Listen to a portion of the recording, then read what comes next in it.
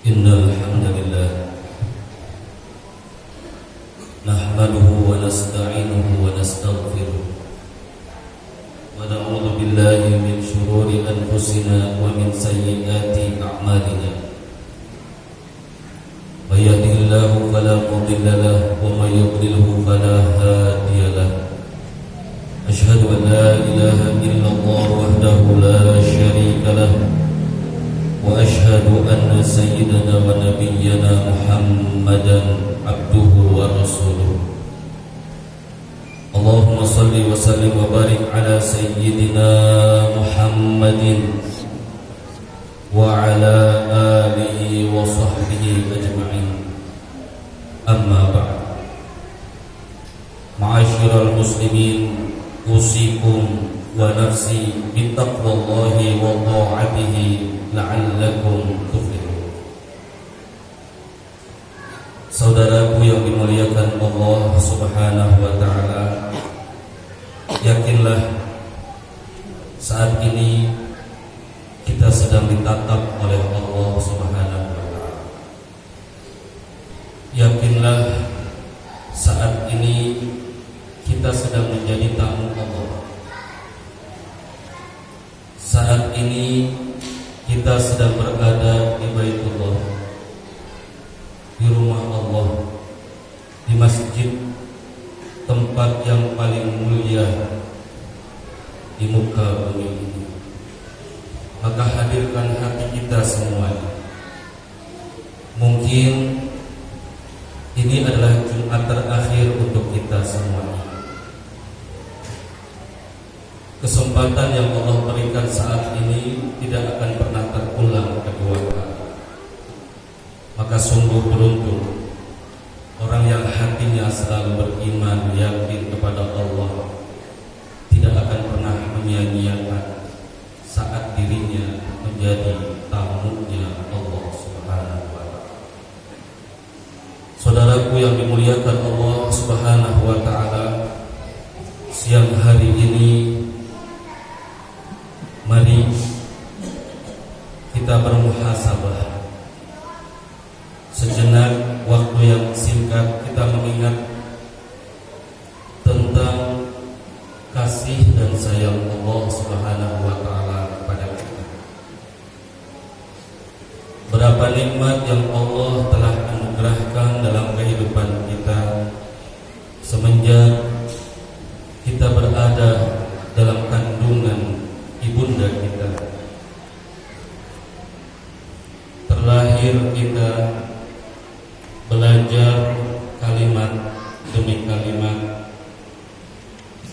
Beranjak kita menjadi anak-anak, remaja, kemudian hingga saat ini tidak sedikit di antara kita yang sudah mulai melemah tubuhnya, memutih rambutnya.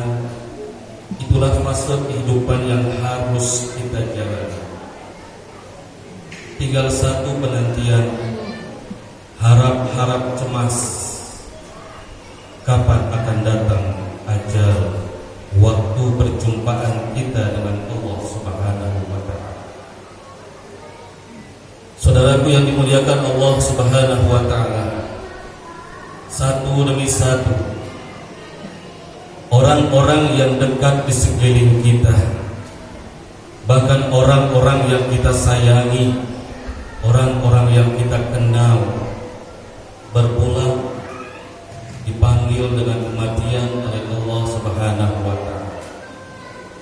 Pernahkah terlintas, pernahkah terbayang bagaimana malam pertama mereka di alam kubur, apa yang sedang mereka alami sebagai balasan kehidupan mereka di alam dunia? Dan pernahkah terbayang apa yang mereka minta saat ini, saat jasad mereka sudah tertimbun tanah, saat mereka tidak ada lagi waktu untuk beramal soleh? Demi Allah, mereka hanya meminta kepada Allah, ya Rabbi, kembalikan kami ke dalam kehidupan kami sesaat saja, agar kami dapat beramal soleh. Saat ini permintaan mereka di alam kubur masih ada dalam kehidupan kita, yaitu kesempatan. Pantas jika saja Al-Imam Al-Arif Billah Al-Habib Abdullah bin Alwi bin Muhammad Al-Haddad, pengarang Ratibul Haddad, beliau mengatakan, "I'lam anna unwan as-sa'adah an yuwafiqahu Allah lil 'abdi bil 'amal as-salih wa yuyassiruhu lahu." Ketahuilah, sesungguhnya ciri orang yang akan bahagia di dunia dan di akhirat adalah orang yang selalu diberikan kesempatan oleh Allah beramal saleh, kemudian dimudahkan oleh Allah untuk melaksanakan amalan-amalan tersebut. Saudaraku yang dimuliakan Allah Subhanahu wa ta'ala, Allah memberikan kita kesempatan, Allah memberikan kita peluang, Allah menginginkan kita menjadi orang-orang yang bahagia di dunia dan dibahagiakan di akhirat. Namun tidak sedikit dari kita yang terkecoh, tidak sedikit dari kita yang lalai, bahwa sedikit demi sedikit, perlahan-lahan langkah kita pasti menuju kepada pintu kematian. Oleh karena itu, saudaraku yang dimuliakan Allah Subhanahu wa ta'ala, jadikan momen yang singkat ini momen kita bersama untuk betul-betul kembali kepada Allah Subhanahu wa ta'ala, merenungi diri kita, pribadi kita masing-masing. Arah mana yang akan kita tuju? Apa yang kita cari di dunia ini? Jika selama ini kenikmatan-kenikmatan tidak berhenti diberikan oleh Allah kepada kita, kebahagiaan selalu mengalir, kenapa masih selalu mengeluh kepada Allah Subhanahu wa ta'ala? Kenapa masih selalu jauh dari Allah Subhanahu wa ta'ala? Sementara tidak tertutup pandangan kita, pengetahuan kita bahwa ada kehidupan setelah alam dunia ini, yaitu kehidupan alam akhirat. Ini yang abadi. Berlomba-lombalah seperti yang Allah inginkan dalam kehidupan kita, agar menjadi orang yang dibahagiakan tidak hanya di dunia, namun di akhiratnya pun dibahagiakan oleh Allah Subhanahu wa ta'ala. Ad-dunya sa'ah. Dunia ini sekejap, saudaraku yang dimuliakan Allah. Tidak terasa Jumat sudah bertemu Jumat, hari berganti begitu cepat, tidak terasa. Renungkan, lebih berat mana, lebih banyak mana amal-amal kita selama hidup di alam dunia? Lebihkah kita mementingkan kehidupan dunia, memikirkan dunia yang fana, lalu mengesampingkan akhirat? Ingat saudaraku yang dimuliakan Allah Subhanahu wa ta'ala, setiap apa yang kita lakukan akan ada masa pembalasannya. Setiap perbuatan yang kita lakukan akan dibalas oleh Allah Subhanahu wa ta'ala. Kama tadinu tudan, apapun yang kamu lakukan Allah akan balas. Maka disabdakan oleh Rasulullah sallallahu alaihi wasallam, al-qayyis, orang yang cerdas itu, orang yang pintar itu adalah orang yang selalu menghitung-hitung amalnya setiap hari, lebih banyak mengurus urusan akhirat atau dunia, dan orang yang selalu mempersiapkan untuk kematiannya. Inilah orang yang cerdas, diberikan kesempatan hidup oleh Allah, peluang beramal soleh tidak pernah disia-siakan. Dia selalu menjadikan setiap aktivitasnya adalah akhirat. Dia menjadikan pasangan hidupnya, istrinya sebagai jalan menuju akhirat. Dia menjadikan anak-anaknya adalah amanat menuju ridhonya di dunia dan di akhirat. Semua usahanya didahulukan untuk kepentingan akhirat. Masa jabatannya digunakan untuk akhirat. Ini adalah orang-orang yang cerdas.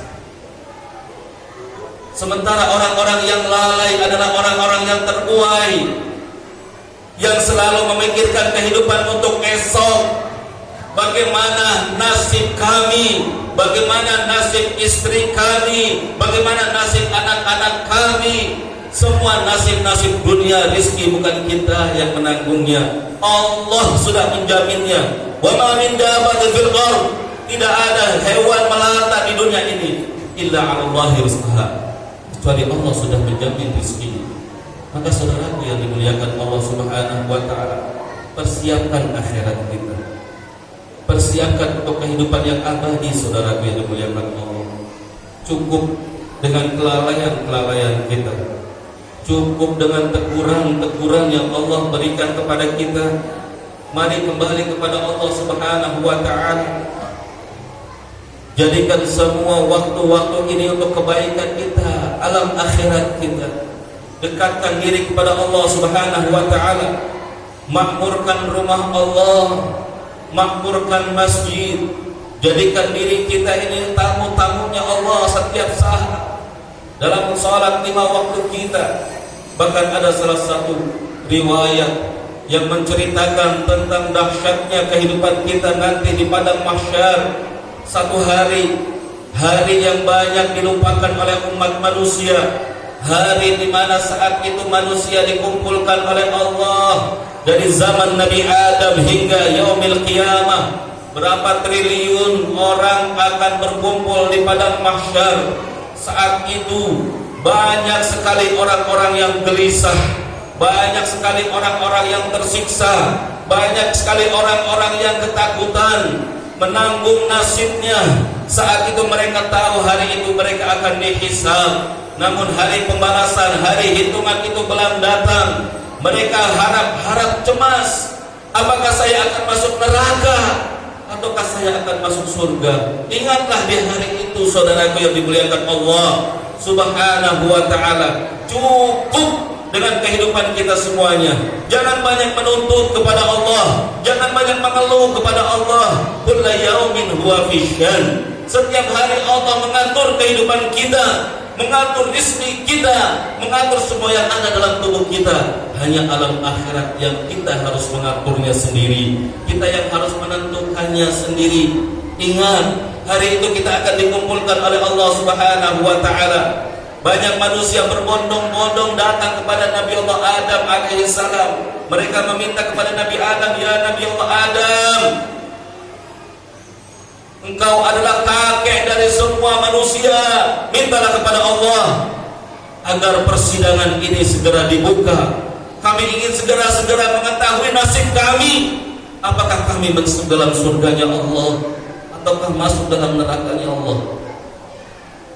Nabi Adam alaihissalam mengangkat tangan dan mengatakan, kami saat ini tidak mampu bertatap muka dengan Allah. Kami tidak mampu meminta apa-apa kepada Allah, karena aku mempunyai satu dosa kepada Allah, sehingga Allah marah dan menurunkan aku dari surganya Allah Subhanahu wa ta'ala. Satu dosa yang dilakukan Nabi Allah Adam alaihissalam yang telah diampunkan oleh Allah, menjadikan Nabi Allah Adam takut meminta kepada Allah Subhanahu wa ta'ala.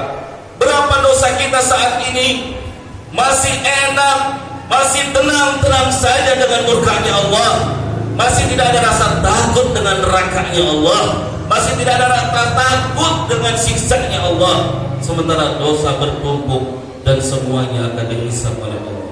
Satu dosa Nabi Allah Adam malu berjumpa Allah. Beranikah kita menatap Allah? Pantaskah kita melihat Allah? Bagaimana nanti kita dihisab oleh Allah?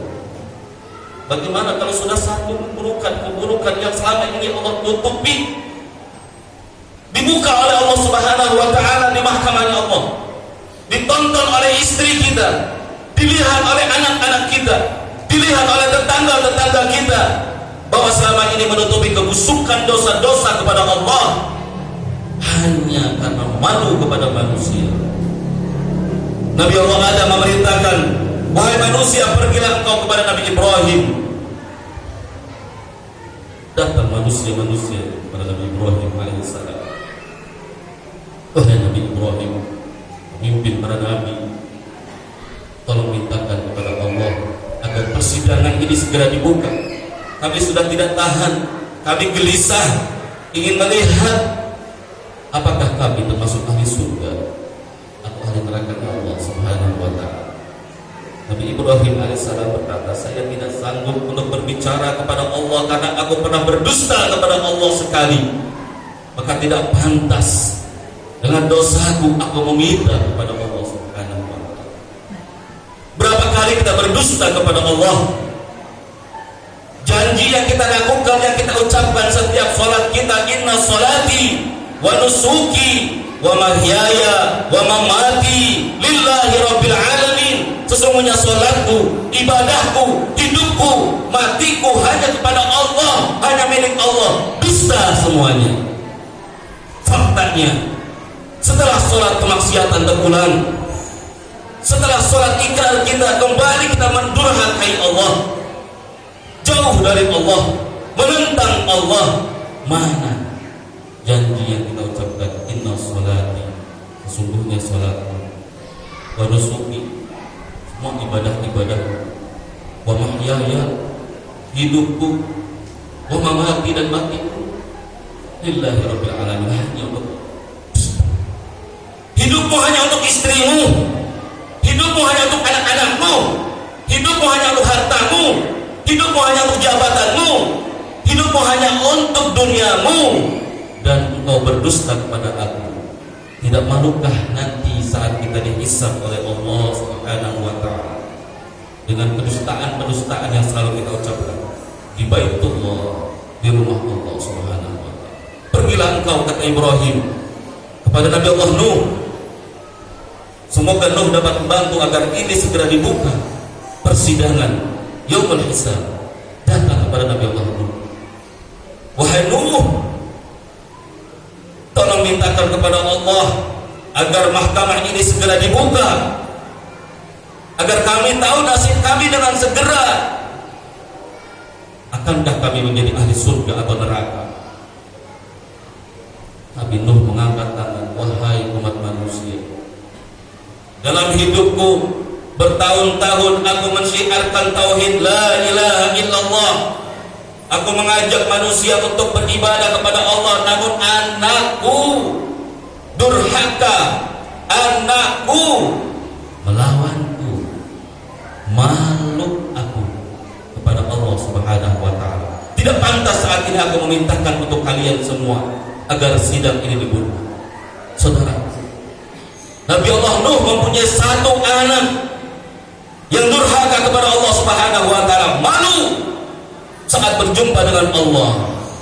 Berapa anak kita, sudahkah subuh mereka tepat waktunya sebagai amanah? Sejauh mana kita sudah mendidik anak-anak kita mengenalkan syariat Allah? Berapa banyak anak-anak gadis kita yang masih terbuka auratnya, berjalan dengan muhrim, ayah dan ibunya merestui dosa-dosa yang dilakukan oleh anak-anaknya. Perkumpulan laki dan perempuan anak-anak muslim saat ini menjadi tren, kebiasaan. Ingat, saat itu mereka yang mempunyai amanat anak-anak yang belum dididik, ditegakkan agar mengenal Allah. Sanggupkah kalian, kita semuanya ini berjumpa dengan Allah Subhanahu wa ta'ala? 4 orang anak kita, tidak satu pun yang mengenal Allah. 3 orang anak kita masih sulit diajak beribadah kepada Allah. Pantaskah di hari itu kita akan berjumpa kepada Allah Subhanahu wa ta'ala? Namun ingat, akan ada satu nabi yang sangat rahmat, nabi yang akan menolong kita, memberikan syafaat, yaitu Nabi Muhammad sallallahu alaihi wasallam. Nabi Nuh berkata, pergilah engkau kepada Nabi Muhammad sallallahu alaihi wasallam. Semoga ia akan menolongmu, memintakan kepada Allah. Datanglah sekelompok manusia kepada Nabi Muhammad dan meminta kepada Nabi Muhammad, ya Nabi Muhammad, mintakan kepada Allah agar persidangan ini segera dibuka. Kami ingin mengetahui nasib kami, menjadi ahli surga atau ahli neraka. Kata Nabi Muhammad, tenang wahai umatku, aku akan memintakan kepada Allah, dan ini adalah mukjizatku, dan inilah yang dinamakan syafaat Nabi Muhammad sallallahu alaihi wasallam. Duduklah kalian dengan tenang, lalu bersujudlah Nabi Muhammad sallallahu alaihi wasallam, ya Rabb, aku adalah hamba-Mu yang penuh dengan dosa. Saat ini aku meminta kepadamu, ya Allah, dengan keagungan-Mu, mulailah persidangan ini. Maka Allah Subhanahu wa ta'ala menjawab, wahai Muhammad, bangunlah engkau dari sujudmu, dan aku perintahkan malaikat-malaikatku untuk mensegerakan dibuka persidangan satu demi satu. Kita dihisab oleh Allah Subhanahu wa ta'ala. Siapa itu yang menolong kita? Nabi Muhammad sallallahu alaihi wasallam. Sayyidina Umar bin Khattab radhiyallahu anhu saat mendengar ini, beliau bertanya kepada Rasulullah, ya Rasulullah, apakah semua umatmu akan ditolong? Apakah semua umat Islam akan mendapatkan syafaat Nabi Muhammad sallallahu alaihi wasallam? Nabi Muhammad menjawab, tidak semuanya akan mendapatkan syafaat, tapi orang-orang yang beristiqomah menegakkan sholat 5 waktunya, dialah orang-orang yang akan mendapatkan syafaat Nabi Muhammad sallallahu alaihi wasallam. Bahkan dalam satu riwayat diriwayatkan oleh Imam Ahmad bahwa ada seorang sahabat yang bernama Rabi'ah bin Ka'ab, seorang sahabat yang selalu melazimi baginda Nabi sallallahu alaihi wasallam. Beliau juga pernah meminta kepada Nabi Muhammad sallallahu alaihi wasallam, ya Nabi Muhammad, bolehkah aku meminta sesuatu? Kata Nabi Muhammad, sal, mintalah. Aku meminta muraqabah fil jannah. Aku meminta kepadamu ya Muhammad agar aku dapat menemanimu di surgamu nanti. Kata Nabi Muhammad, jika engkau ingin menemaniku dalam surgaku, maka perbanyaklah sujudmu kepada Allah Subhanahu wa ta'ala. Saudaraku yang dimuliakan Allah Subhanahu wa ta'ala, meriahkan